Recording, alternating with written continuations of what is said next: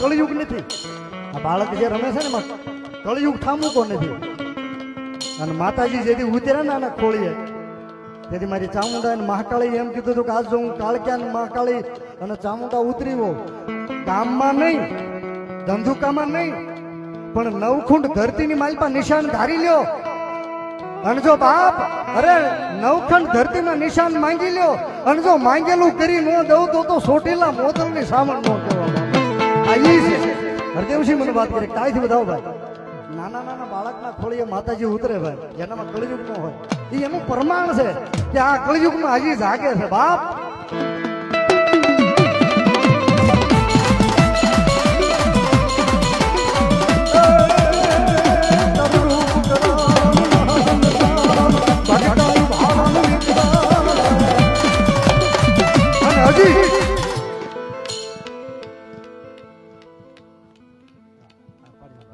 અગ્રસેનભાઈ પાડી લો પણ મગજમાં આવી ગયું કહી દઉં. આમાં શું છે રૂપિયા હોય ને તો બેંકમાં મુકાય. અત્યારે 1,30,000 રૂપિયા છે ને એક તોલાનો ભાવ સોનાનો તો એને લોકરમાં મુકાય અત્યારે 50 થાય 1.5 લાખ થાય ભાઈ.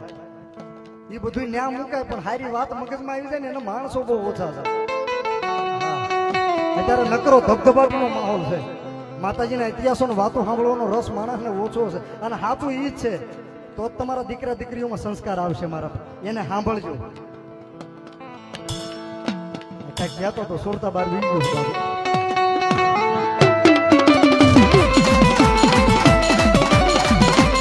હા દશેરા ત્યાં દશેરા અને બે